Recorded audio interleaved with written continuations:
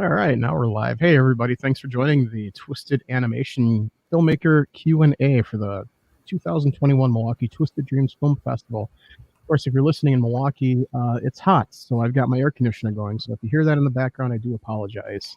It's just too hot not to have it on. Right now, we have Mike McAllister and Emin O'Brien, a couple of filmmakers. We might be joined by more filmmakers throughout the Q&A, so expect that, hopefully. How you guys doing? Pretty good. How are you, sir? Yeah, I'm living the dream. First of all, for having us.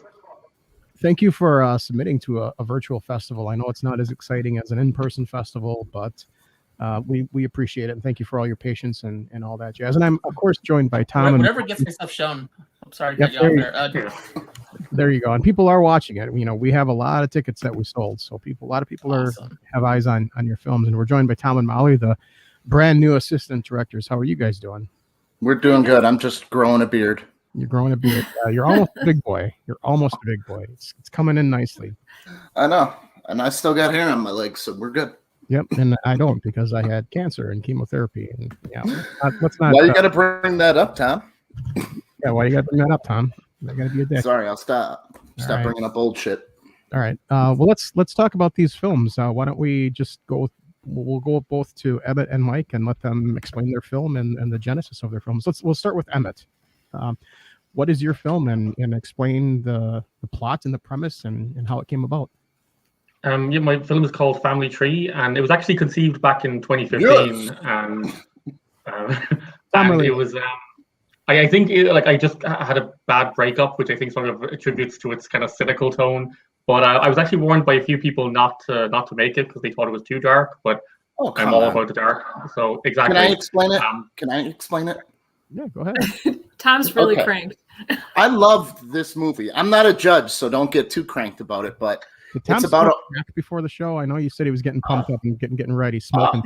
I never knew show the judges some leg and get it over the line. I never knew what those trees were called. The sycamore. So it was Seymour the sycamore.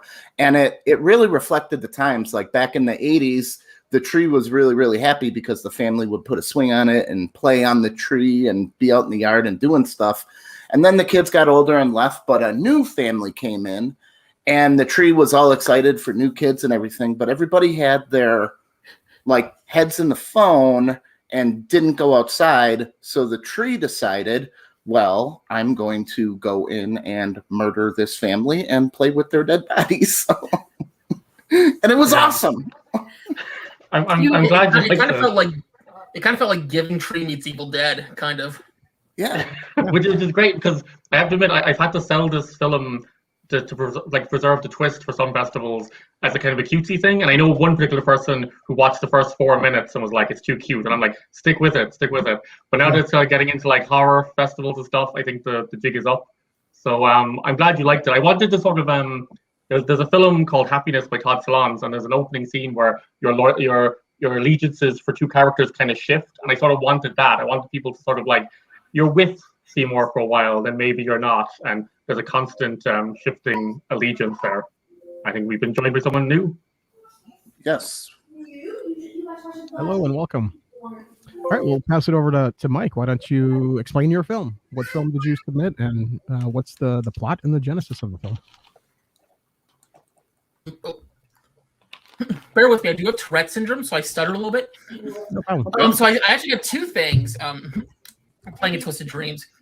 One is Mercer County, You're on the Air, which is basically me finally just I've always wanted to write a short story about. Always been fascinated with when live broadcasting goes wrong. So I thought, what's the most infamous broadcast you could probably portray? What about someone broadcasting at the end of the world? So we got shock jock type of guy, kind of like a Howard Stern, or I based him mostly off of a talk radio host in Cleveland I listened to named Alan Cox. I mostly based him off him, and his co-host is actually in the film.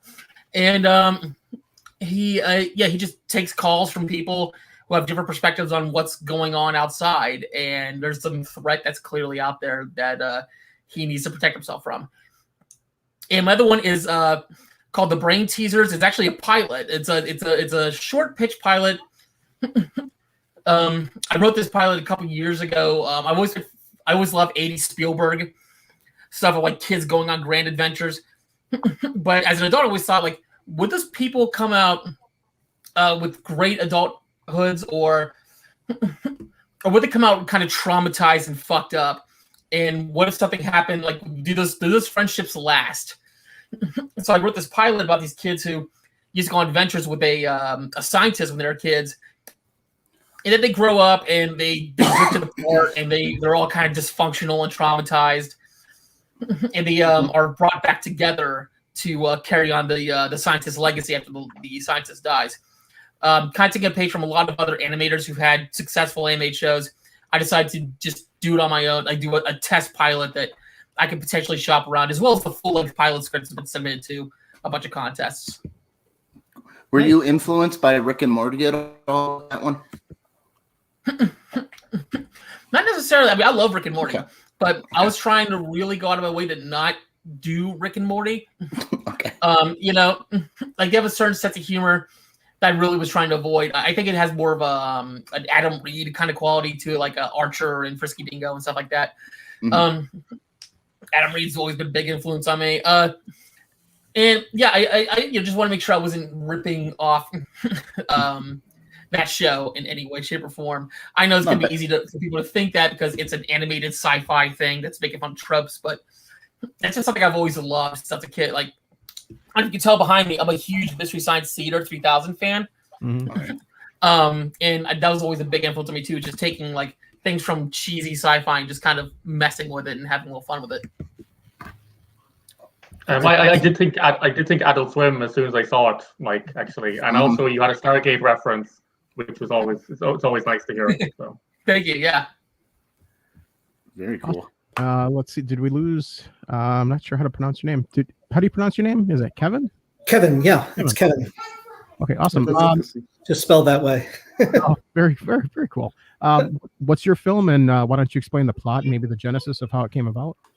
Sure. So my film is a story called Tiffany Brittany Brooke, and it's an inspirational story about a young woman who decides to leave home to go to Hollywood to follow her dream of becoming a prostitute, but she ends up getting sucked into the sleazy world of acting, and just goes into this horrible decline there. And of course, she has to lie to her parents, who all think that they think that she's a prostitute, and she has to hide that just because of the shame of being an actress. And but it does have a happy ending, and it like I said, it's designed to be inspirational. Which is the story of following your dreams, and it's never too late to follow your dreams is the ultimate message of the story. That was a fantastic show. I really love the story that you wrote for that. Like, it grabs you at the first sentence, which I really love. Like, she had a dream of becoming a prostitute. I'm like, okay, you're selling me on this. Also, follow your dream as long as it's not being a mime. That's the message there. Yeah. Yeah. This question is for any of you guys. As you know, we recently had, we still have this pandemic thing going on in the world. Did you make your films during the pandemic, or were they pre-pandemic? During the pandemic, yeah. I was trying to distract myself from several things, actually. But the pandemic kind of screwed me out of a lot of really good work opportunities. I was already unemployed for a few months. Yeah. I thought, oh, it's almost over. I had 5 really great interviews with great, well-paying jobs, and literally the day after the last of them, and they would tell me, "Oh, we'll call you next week." Every company closed down, and they got several phone calls saying that they're putting all hiring on hold. Mm-hmm. Not only that, but a very close friend of mine died a few weeks prior. In Mercer County was actually a script that I pitched to her 2 years ago when I first wrote the first draft, because I was really excited about it. I was trying to make a thing for live action for a couple of years, and it wasn't happening. So I dabbled in animation a little bit in college, and kind of gave up on it. But a friend of mine in the UK, he makes a web series called The Veil. His name's Adam Nicholas. He and I were talking, and he encouraged me to just take it up again. And so I was already doing motion graphics for a website I edit videos for called oneofus.net. So I already had the software. And I decided to just teach myself character animation. I did little tests here and there, doing whatever weird idea I had that I thought could last maybe 30 seconds, and dumb robot chicken-esque gags that I thought were funny at the time, and still pretty funny, honestly. And after a couple of them, I was like, I think I'm ready to take on something that's long form. Mercer County script probably is going to happen live action. My friend Kyle and I have been trying. Why don't I just animate it? And I called Kyle, who was going to be my producer anyway, and was going to do this. Was going to be the DP. He's got a pretty good radio voice, so yeah, we would just touch base and recorded via Zoom meetings, and got this thing going. Recruited a couple other friends, and yeah, that was just the thing to distract me from so much stuff piling up. And the same thing with brain teasers. I was just like, okay. I especially started getting more motivated when Mercer County got into its first couple festivals. I'm like, okay, so clearly this is working. Let me do that. What's the next thing I can do? And I just took this script and shortened it to, whatever 10 minutes of material would be. Took all the highlights and just animate that. And it's still going. Like I'm working on a new short right now. TC DeWitt shouting out to us. He's a guy who put you guys in my radar and encouraged me to enter it. And he's actually the star of my next short film. He's actually the lead voice on it. Yeah, TC, he's an okay dude. We like him. Yeah. Okay. Actually, a similar story to Mike in that here I make music videos and short films, but obviously when the pandemic happened, and I'm actually a diabetic, so I was isolated really early, so I couldn't do anything, and I had this idea knocking around for a few years. Couldn't find animators. There's a whole bunch of actually animators that have kind of gone through this because they've gotten other jobs and they had to move on. So actually, I just want to give a shout out to Alice Coleman, Carla McKnight, and Tomas Martin, because without them, it wouldn't have taken shape over the few years. But at last year at a festival, I saw the work of this guy called Nathan Erasmus, and I've never actually met him. It's been all through emails and Facebook and like Zooms that we made this together. So it was a kind of thing that I couldn't leave the house. I love animation, and it was all just everything came together, and it was wonderful timing for that regard. But obviously, I miss being out on sets filming. Very cool. Kevin, did the pandemic have any impact on your film? Not this particular one. No, I did get my start in both animation and documentary, I guess, at the same sort of time. When I first got into film, and I really loved animation. And the first projects that I did really got a lot of exposure, and they came this close to some major breakthrough moments, and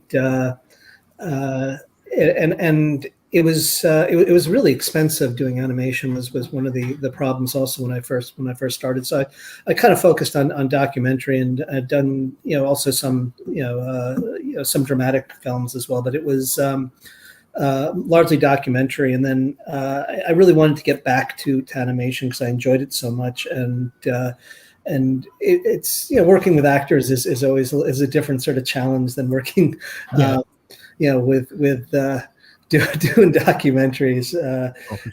Documentaries you put you have the ratio of hours that you film versus what ends up making it to the film is, I think, 80-1 versus 40-1. That's just sort of average. I think I was doing like 120 hours or something for my docs, and then the payoff for docs is never, doesn't have the potential. So, but on the the upside is you don't have to deal with actors. Yep. And I love actors; they're great. And I have a lot of friends who are actors. So I'm sort of teasing, but it is a challenge, and it's a different sort of challenge. But so animation, like I said, is always something I love. So I had started getting back into getting a lot of the these stories and scripts that I'd written animated. I'm working on another project right now. During there's a feature animation film of sorts that I'm working on right now, which is going to be a lot of fun. And It's kind of like The Aristocrats in that it's lots of famous people answering a question, and then but except I animate their various responses. So this one was completed just before the pandemic hit, so it wasn't it didn't. I kind of missed that, and I'm just sort of starting to get it out and promote this one, which is it's just a story I love, and it's something that many people can relate to, and it's one of the things that I've always noticed, and it's always disappointed me, is among writers in Hollywood is how there's just been this missed opportunity for female protagonists, and whenever Hollywood uses female protagonists, there's been some breakthroughs lately. Some exceptions are starting to happen more frequently now, but they tend to just make them action heroes, which is just terrible. It's so lazy. It's demeaning enough, making men, making that the dominant role for men, but then to do it to women, it's just there's so much interesting potential for characters, especially I think for female characters, because it's been underexploited. So that was I was definitely conscientious of that writing this story, even if it's a little edgy and out there, but it was certainly conceived to take advantage of this lost potential. Yeah, sure. Do you guys feel like being animators, you had an advantage during the pandemic? Because just all of my shows went on hold and missed a whole season, except like Bob's Burgers, and my cartoons had seasons this year. I think sorry, go ahead.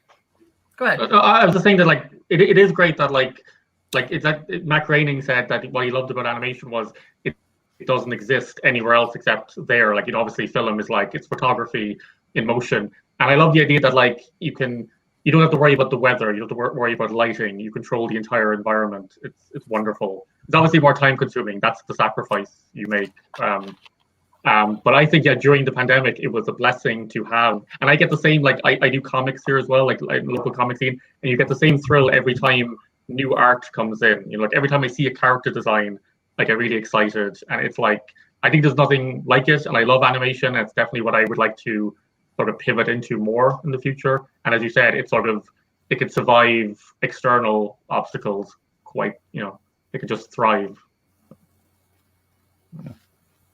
Yeah, for sure. Mike, what about you? Yeah, pretty much what he said. It's the great thing is you can just do animation at home in front of your computer. All your friends who are actors, they can just record from home, whether it's into their own little private studio that they have, or in a broom closet or whatever. And I think it's a real advantage for sure. And the way I animate doesn't take up as much time as a lot of people's, because it tends to be it is kind of a lazy technique in terms of it looks like what Adult Swim was doing in the early days, like a lot of C-Lab and stuff like that. Just doing what I know how to do, and so I can actually bang these out within maybe 2 months, as opposed to how long it takes a lot of animators. And I think the great advantage we've seen. I think I saw an interview with some animators for that new Looney Tunes thing on HBO Max, where they talk about how the entire the most recent run of cartoons was all produced during COVID. Just sent all their animators home with computers and tablets, and the South Park guys were doing the same thing. There's a video of all the South Park animators working from home, and that's great, because then you don't have to do temperature checks every day, and you don't have to have the crew being extra careful. You don't have Tom Cruise screaming at you for not wearing a mask. So there's certainly some to that. I do miss live action sets, and I hope that I get something live action going soon. But while I still can, I went a good couple years without producing something, and it got increasingly frustrating. So I found a way to finally produce something that I've written, and that just feels great. It's just a real, as someone with depression and anxiety, it really eases any frustration that you have, and it boosts your confidence to have something completed. For sure.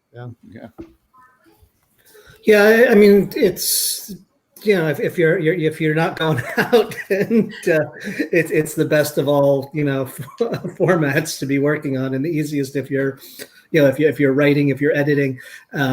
if you're animating, it's basically you get to continue doing all the things that you were doing before, which is sitting alone in front of a screen, except now you're not eccentric or ridiculed for it, and you're actually have justification for doing it, and it's more a continuation without the guilt and without the getting hassled like, why don't you get out?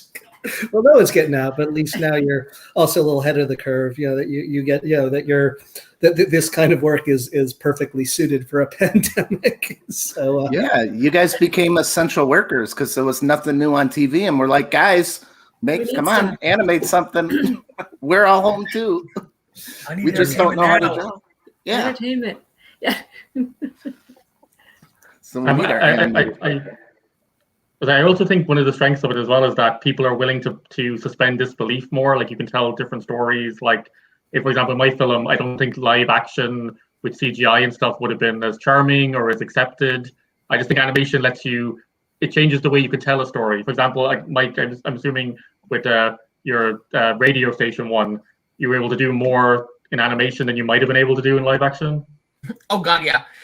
I definitely get to have a little more experiment more with the lighting and do certain things that probably would have looked cheap and crappy if it was done live action. I'll be honest, like the ending probably would not have looked nearly as good if it was live action as opposed to animated. So yeah, that was great. I didn't have to challenge myself too much, thank God. I just draw a corpse and find a blood splatter effect. All right, we're good. See, that's not challenging to you. That's very challenging to me. Fair enough. Yeah, that's really all I got to add to it, really. Yeah, and I can't see, Emmett, I can't see yours being any other thing but animated. It just, the way that it was stylized and the way that, it played out as being like this cute, at the beginning. And then I thought it was really fun. No, I saw Seymour in Evil Dead. Yeah. I think as though I'm not as talented as Sam Raimi, so I gotta do what I can. But yeah, I definitely think that with that I was basing it on a German animator as well called Lotte Reneger, and it was like I always wanted to do something in her style, but it also, and not to peek behind the curtain too much, it helped me budget wise because the animation is quite stylized and affordable, so that was another reason to go that way. Yeah. So what animators inspire you guys, or filmmakers? Let's go with filmmakers. Who inspires you guys?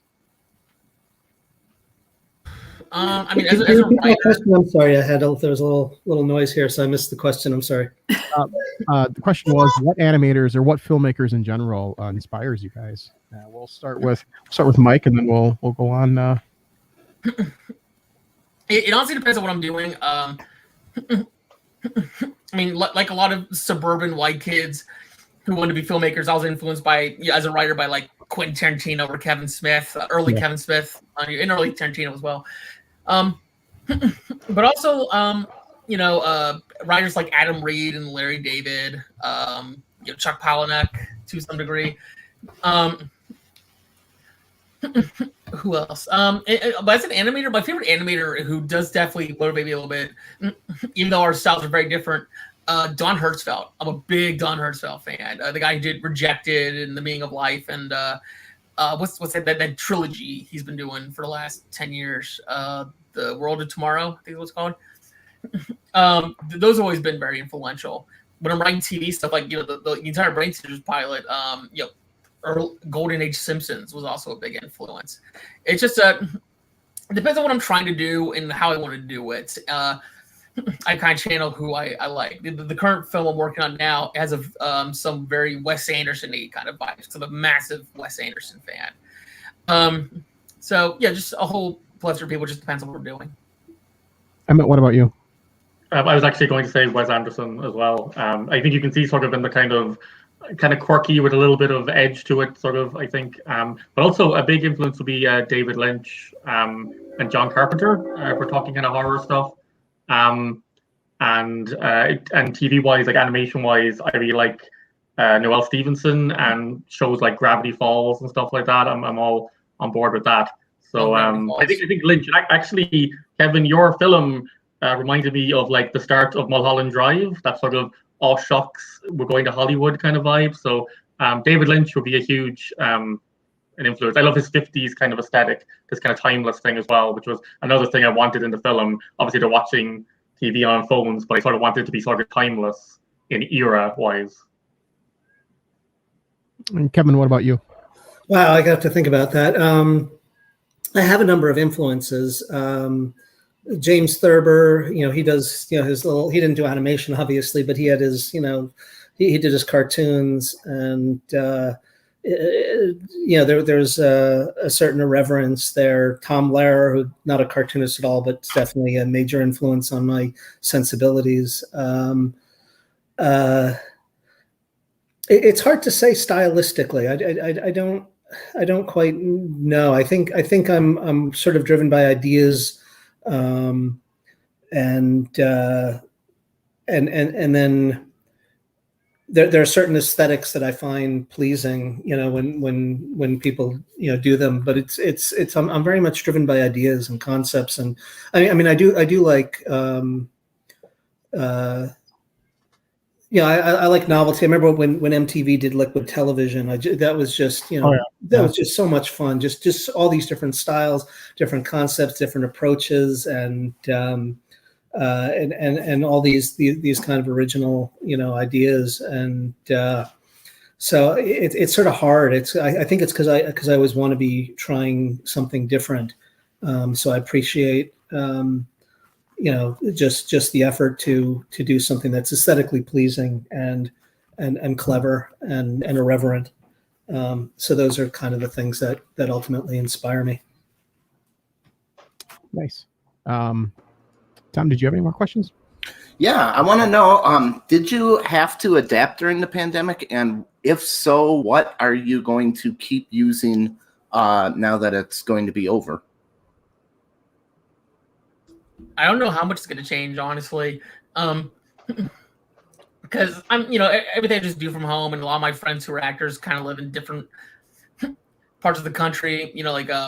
I think, how many people in Mercer County were also based out of Austin that I could have easily just driven across town to visit them to record, but I think it was just Kyle, who's the lead, while everyone else was like in like Dallas and LA and Cleveland, and so really I think it's probably gonna be. Maybe not as much locking myself up in a room all day. I might be able to go outside and enjoy the fresh air every now and again. That's about it, really. I don't think anything in my workflow is going to change apart from that. Actually, if I can just add to the last question, because you mentioned Austin, I want to say Richard Linklater as well, just to get him mentioned.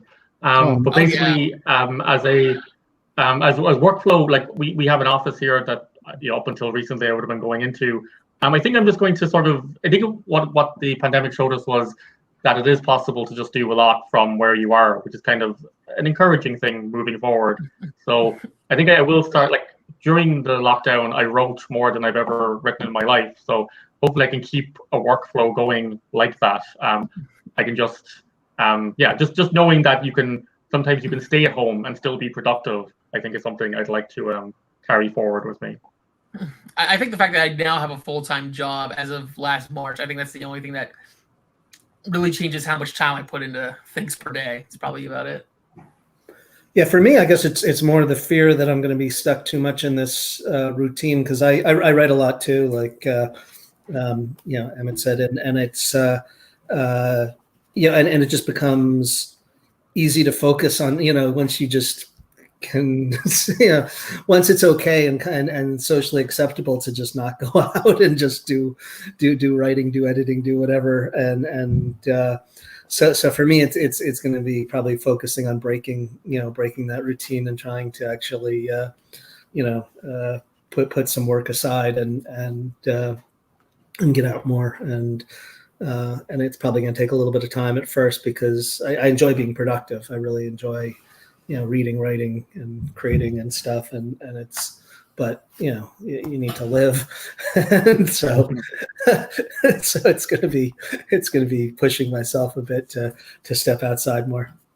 Yeah, I've got a question for Kevin. This is completely off topic, but what kind of documentaries did you do? I'm a big fan of documentaries, so I love talking documentaries. Wow. So this is the documentaries are as eclectic as all the stuff I do. So the very first documentary I ever did was a documentary about trepanation, which is the oldest, that and amputation are the oldest medical procedure. It means it's boring a hole in the skull. Yeah. It goes back 10,000 years, and it's been this archaeological mystery, anthropological as well, I guess, as to why Neolithic man was boring a hole in their skull. So this doctor came up with this theory in the 1960s that if you were to drill a hole in your head, it would result in increased brain blood volume and greater brain metabolism.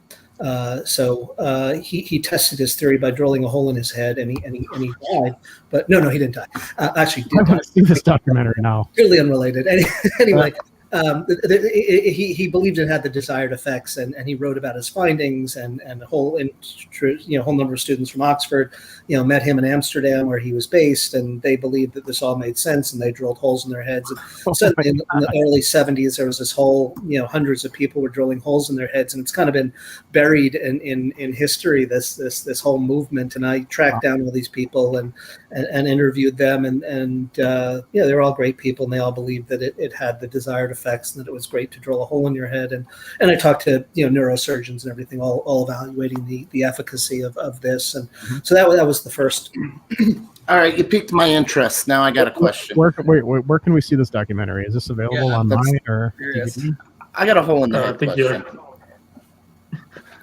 I think he's muted, isn't he? Yeah, Kevin, you're muted. I can't hear you. You're muted.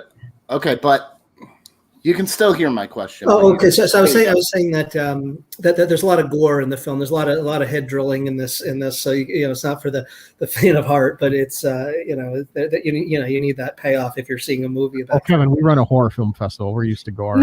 Well, all right on that. Where can we see this film?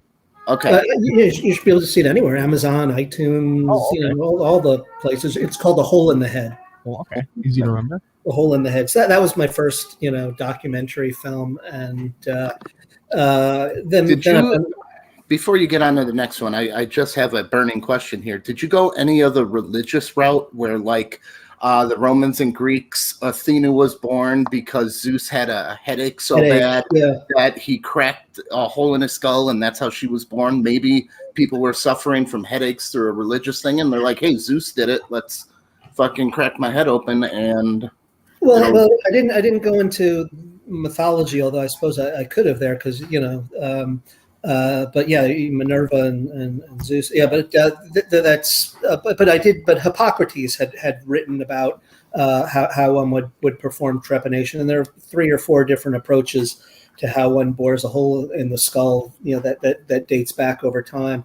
I do debunk the medieval evil spirits thing. That's that's debunked. That was never really the case. It's that's sort of like a translation thing. It's the same as we use toxins for antioxidants and stuff. It's just it's just it's an intentional mistranslation of evil spirits. Yes, medicine was much more primitive then, but it wasn't that infantile. But there have been studies, and it does seem like there might actually be some benefit to it. I'm not advocating it, but I'm also not saying that that it doesn't. Don't go drilling holes in your head, please. Yeah. but he does not represent the opinions of the Milwaukee Twisted. But there has been research that does suggest that yes, there might be some benefit. It's not.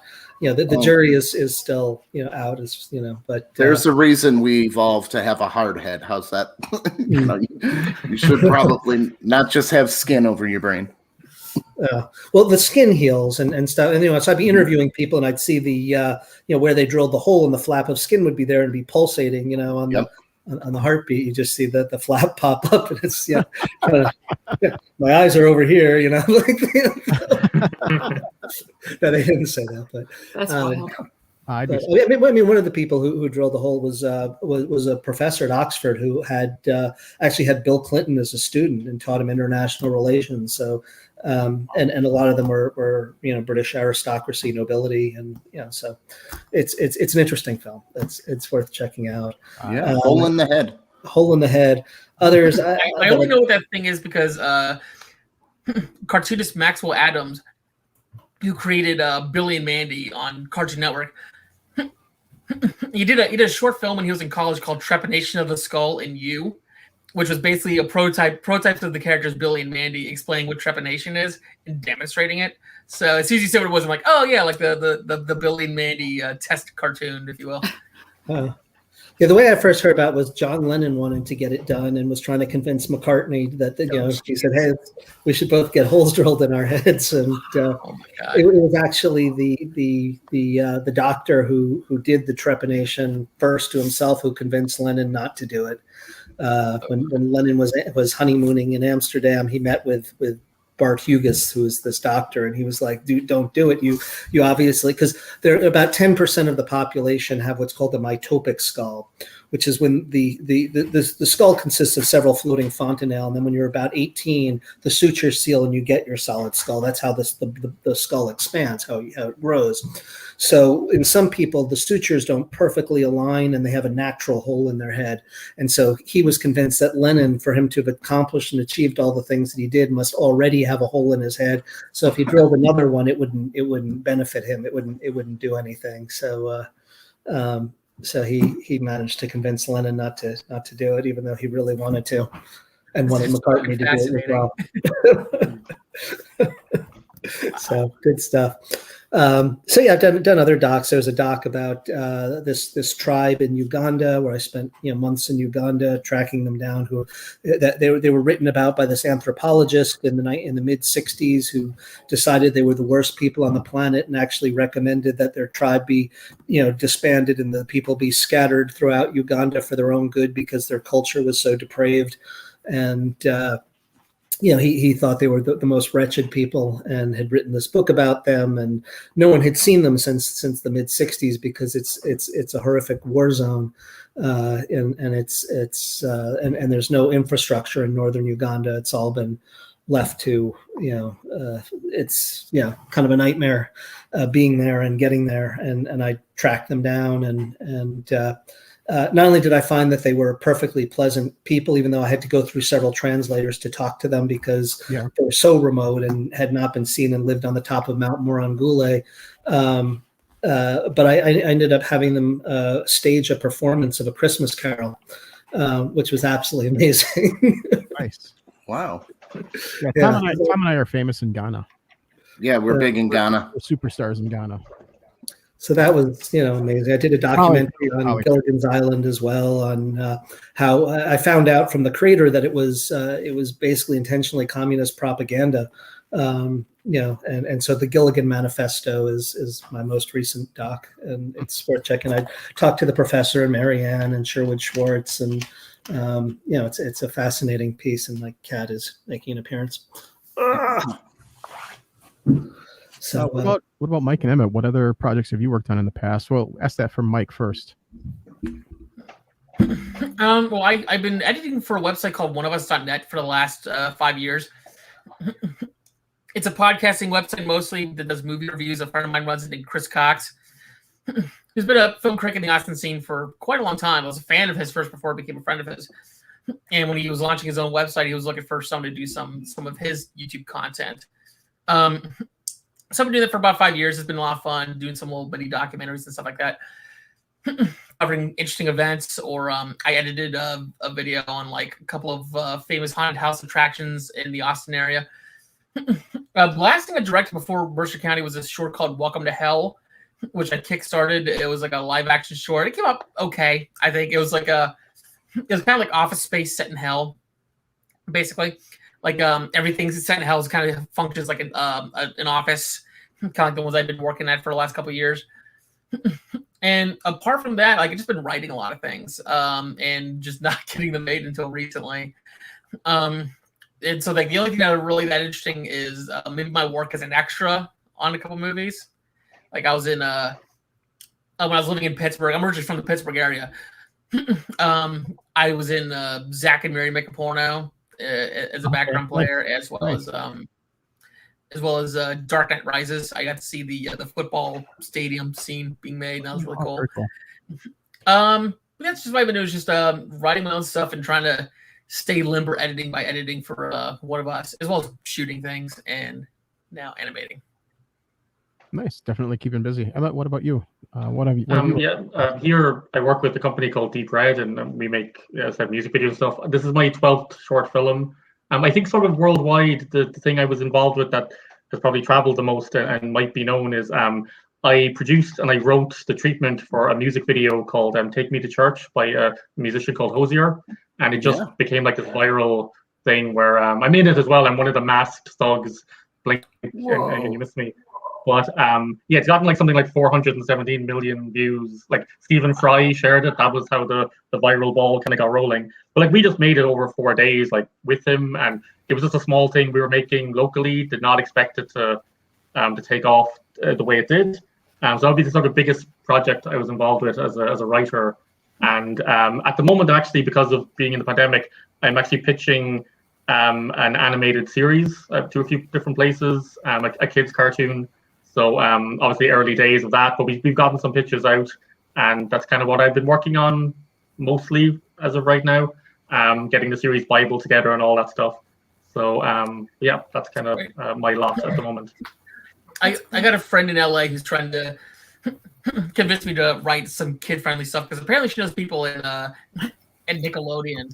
I've been racked my brains trying to write something that's kid-friendly, because I usually work in the very R-rated TVMA territory. So I wrote a kids pilot last November. I might do the same thing Brains Gators, where I might do something with it. But I even though it's only kid friendly that there's no cursing or graphic violence in it. I don't know how parents will react to still having reference to the Necronomicon in one scene, but see how that goes. But yeah, I haven't gone as far as like pitching into actual like people with money. That's actually one of the things I like though about actually like I like my stuff skews kind of adult as well, but I actually like when you have to sort of like the constrictions of having to write for kids, and it kind of forces you to do, like approach things differently than you normally would. And and also I sometimes would think when you're watching some cartoons at the moment, you'd be surprised at what kind of gets through. Like that's still a little on the dark side. Yeah, Gravity Falls is pretty adult from time to time. I'm a big Gravity Falls fan. The only person who's read my kids show pilot script is my sister, who's a mother with 2 kids, and just to see like, would you let your kids watch? And she's like, well, maybe when they turn 7, probably not now, because they're like 2 and 4 at the time. But yeah, it's the thing to keep working on. Yeah, why do you guys feel like comedy fits so well with animation? Because with the exception of Emmett's film, I think both of yours, they were all pretty much had comedy in it.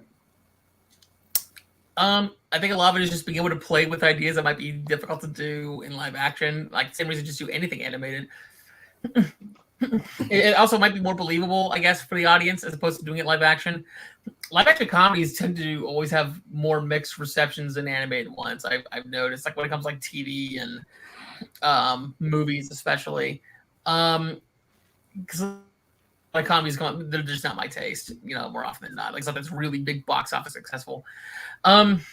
So I think that's part of it, is just getting to play around with certain parts of your mind, like your parts of your creativity that maybe doing it live action might take a little bit more convincing someone to do. Yeah, I always think about something like the kind of the giants of animation comedy, like you have something like Chuck Jones and Brad Bird, say, of a contemporary one, and just the physicality that they get out of comedy, you can't possibly recreate. Whenever you see cartoonish violence to real people, like something like Home Alone or something, despite obviously Home Alone being a beloved classic, it always just feels a little off. Like it would be, that sort of comedy is so perfect in animation, that sort of physicality, I think. Okay. Yeah, I think they kind of nailed it. I don't really have anything to add beyond what they said. They summed it up nicely. Yeah, is it because you can manipulate the environment in just ways that basically go against physical laws, that are just funny? That, and also I think timing also works differently when you're doing animated stuff. Like to get comic timing in live action, it does take a little bit more work, I think, because you got to work with all the actors and everything in a certain way. I suppose when you're animating, you can just like record the joke and then you can just time it in post, or something like that, a little bit more convincingly than if you were to do it live action. At least that's how my take on that. I remember as well years ago I saw like kind of behind the scenes making of like King of the Hill, and they were breaking down all the parts of it. And ironically, King of the Hill is the most almost like sitcom-esque. They don't really go too outlandish on it, but they talked about how you can add jokes so much later with animation. It gives you more freedom along the process. Like you can be rewriting it because you can add illustrations, you can change stuff, which obviously is harder to do in live action reshoots, stuff like that. So I think that's another thing that lends itself more to comedy, the improvisation of it, kind of. And even then in animation, I have heard some people go like, "Oh, why does King of the Hill need to be animated?"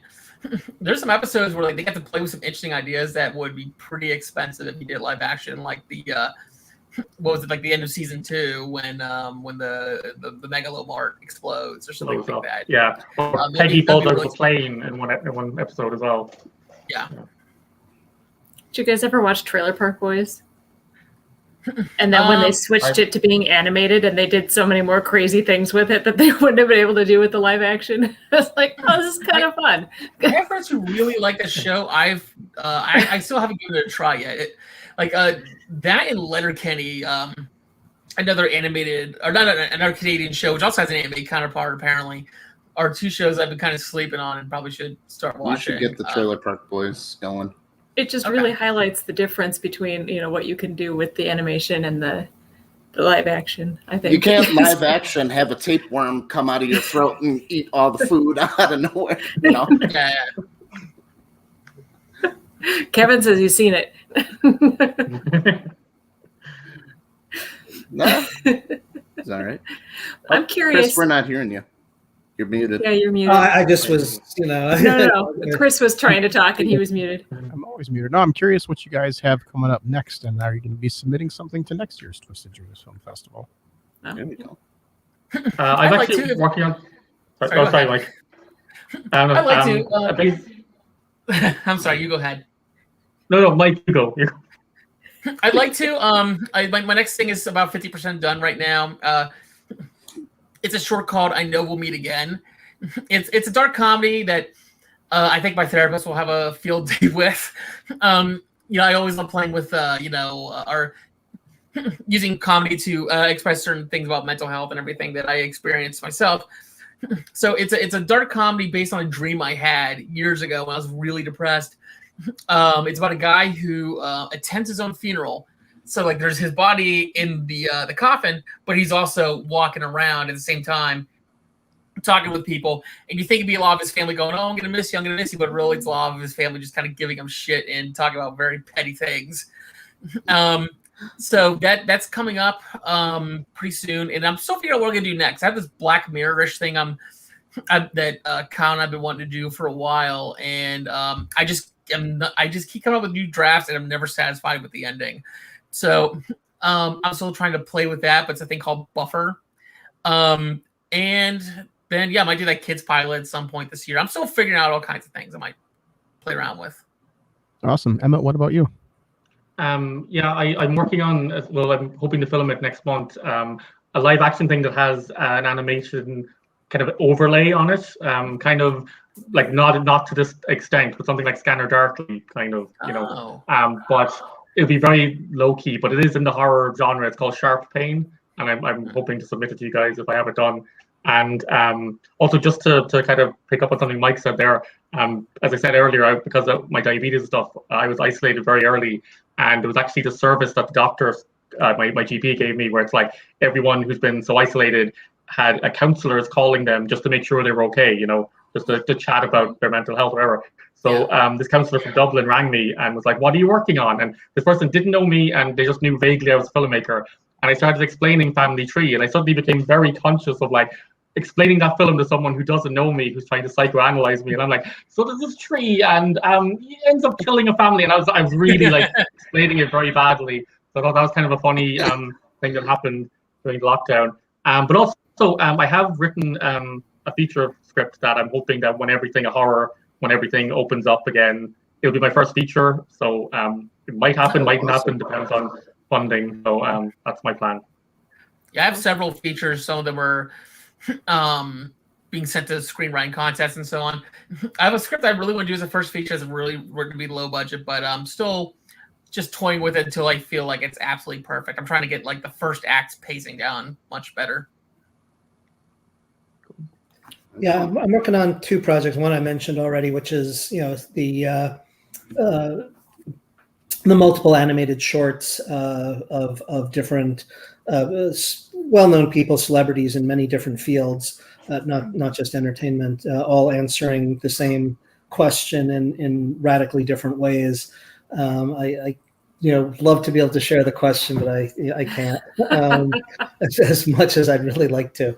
But that one is one of the things in the works, and the other is doing a documentary on the summer of 1966 in America, which tells the story largely of the Beatles coming through during their final tour, and this absolutely bleak, horrible landscape of violence and that they're navigating through. There's lots of stories either on, you might see something on history, and you might see something separate on the Beatles, but no one's ever layered them together, which is sort of odd and surprising. But it's at this time there was this ugly backlash against the Beatles. And the general story is that it's backlash because Lennon had said that the Beatles were more popular than Jesus, but actually that had very little to do with it. It all had everything to do with their position on race and things that McCartney had actually said. He was the one who was most verbal and antagonistic, and had really made a point during the press conferences and to drive home his resentment of segregation and other things that were taking place. But while they're navigating, there's death threats and bomb threats. Their private plane was riddled with bullets when they came after one show when they were trying to fly out, and the places that they were visiting. There had been various. James Meredith was gunned down doing his right before his March for Peace, or right at the beginning of his March for Peace, when the Beatles were scheduled to play Memphis only a few weeks later. And then right after that, you had the Austin, Texas tower shooting when they were in Chicago. The Richard Speck, who just murdered 5 nurses. I mean, and then you've got all the were just riots. All the cities were all on fire with all these different riots, and the Beatles are going to all these different venues where either riots, had just taken place for weeks or just afterwards or something. So there was just this whole landscape of violence, and the movie's going to be called The Summer of Hate. And it's really dark and really bleak. Fascinating. Yeah. All right, I have one more question. This is for everybody. What advice would you give potential animators? We'll start with Emmett. Well, the thing is, as I said, I'm more of a writer, and I have an animation partner in a guy called Nathan Erasmus. But I just think, to kind of take something that Mike said earlier about sort of live action comedy, there's a tendency to do stuff with dialogue heavy. And I know myself, my other films are very dialogue driven. In a kind of early Kevin Smith way. But even in Kevin Smith, the Clerks, the animated series, is one of the better expressions of that idea. I think it's just an idea of letting yourself actually give yourself over to the medium, as in you can do more with it, you can push things more. Visual gags obviously are more prominent. And I think it's just in the development stage and in the scripting stage, just allow yourself to sort of play like that more, and maybe not get so bogged down in what we consider funny dialogue or whatever, if you can do more on a visual level. Yeah. Mike, what about you? Learning animation, it takes a lot of patience, takes a lot of testing things out, and a lot of trial and error. But there's so many ways to do it that you can find a way that works best for you. I don't have the patience to do frame by frame animation, for example. but you could do the style that I did, or what a lot of other TV shows will do, and if you teach yourself, if you can learn it. I learned it about maybe a month and a half, probably, doing character animation with just a lot of trial and error. And if you can do that in the first few months of a quarantine and have a short out by that summer, you too can show up in several festivals and win a couple of awards. Sure, yeah. Because it was that quick of a turnaround. I was like, I want to do this thing. How do I do it? And then I dedicated, several hours of the day trying to figure things out and figure out interesting little cheats and how to do certain things. And sure enough, like I was, cranking out things pretty consistently for most of that year. And my next film would be out by now if I didn't spend a good chunk at the beginning of 2021 in a hospital. But as soon as I was like, mobile again, I'm like, all right, let's get back to this thing. Let's just jump right back in. So, it just find the way that works for you. And thankfully on YouTube, there's so many tutorials out there. Yeah. To show you how to do that particular method that you're interested in. That's how I learned how to do stuff like lip sync using the method I've been using, or even the way I do characters' eyes also. I learned through YouTube tutorials, and if you just spend enough time doing that, you'll eventually, be able to crank out things that you can be proud of. Nice. Kevin, what advice do you have?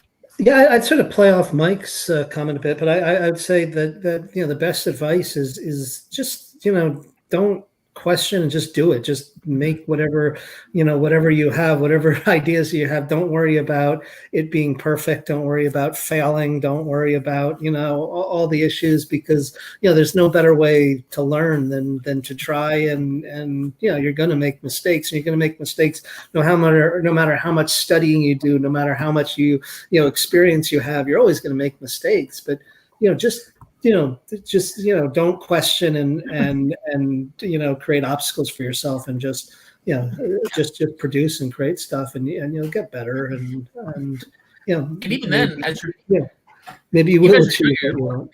I'm sorry, I keep cutting you off. That's all. Awesome. You're gonna keep learning new things as you go along, for sure. Like I figured I was ready as soon as I started Mercer County, and then I realized as soon as I'm done, like. And I started Brain Teasers. I'm like, oh, here's some things I should have done in Mercer County that would have made it look a little bit better. And I'm learning that even with my current thing. I'm learning new techniques every project. All right, I'm going to toss this over to Tom and Molly. Let them ask their final questions, and then we can wrap this up. I didn't have a final question. I just want everybody who's watching to go to Twisted Dreams and check out these films here.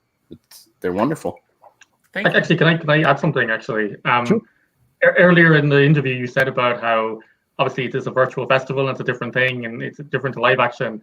And obviously, it's great when you get to go to festivals and stuff. But what's actually been kind of good about the pandemic in some ways is that it kind of levels it, in that, like, if I gotten into your festival, it would just be an abstract thing that's happening over there. I'm in Ireland, you guys are in the States. So at least through the online stuff, we can do something like this, so I can see the movies. And so there's like that kind of, like, it's just to give a balance to that as awkward as it is, it definitely opens up stuff as well, and it's lovely opportunities like this. So yeah, we really have been having really great Q&A sessions like this, and I think next year when we go back to an in-person festival, we're still going to do virtual Q&As with the filmmakers that can't make it. So this was a very successful year for learning, I guess. We're going to do these Q&As. We'll take that away from it. Yeah. That's awesome. I mean, we would never have gotten to talk to you, Emmett. And I mean, what is it like? It's after midnight there now. It's 2 a.m. right now, yeah. But it's okay. I'm an insomniac, so it suits me. But yeah, exactly. And again, it's great to meet you all and to be able to. It can feel abstract when you're just sending your films out to the world, and it's also far away. Yeah. Oh yeah. Yep. All right. Well, I guess that's. Go ahead, Molly. Go ahead. I was just gonna say I thoroughly enjoyed all of your films, and it's so cool seeing just the different styles and themes of with the animation, and how it changes the whole tone of everything.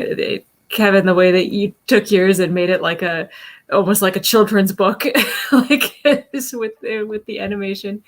And then they make you smile, they make you laugh. You can do so much with them, and you guys, I mean, my hat's off to you, and I love it. And Emmett, I wanted to let you know as well, after we watched your short, Tom, as we were driving, was like pointing out like sycamore trees and good luck, it says Seymour sycamore tree. Like so if I can instill an irrational fear of sycamores, my work there is done. But... I don't think it was a fear. I think it's more of a fascination for him. And he's I've always looked at those cool, gnarly trees and never knew what they were. And then yours was like, that's a sycamore tree. Okay. Actually, just to give you a piece of trivia about that, like my animator had the patience of a saint, but at one point he sent me stuff, and there's a very particular type of leaf on a sycamore, and my girlfriend was like, "That's the wrong leaf," and he'd animated all the leaves, and I was like, "I'm sorry, you have to go back and change all of them." So the sycamore authenticity was very important to us. Well, at least one person in the world learned something from your film, so yes, you passed on some education. All right, thanks guys, thanks for coming on. We'll be back in an hour. We'll be back in an hour with our Twisted Comedy block, Wally. Yep. Twisted Comedy. So hopefully it's funny. So anyway, in an hour, twistedcomedy.com. Buy your tickets, buy your passes, check it out.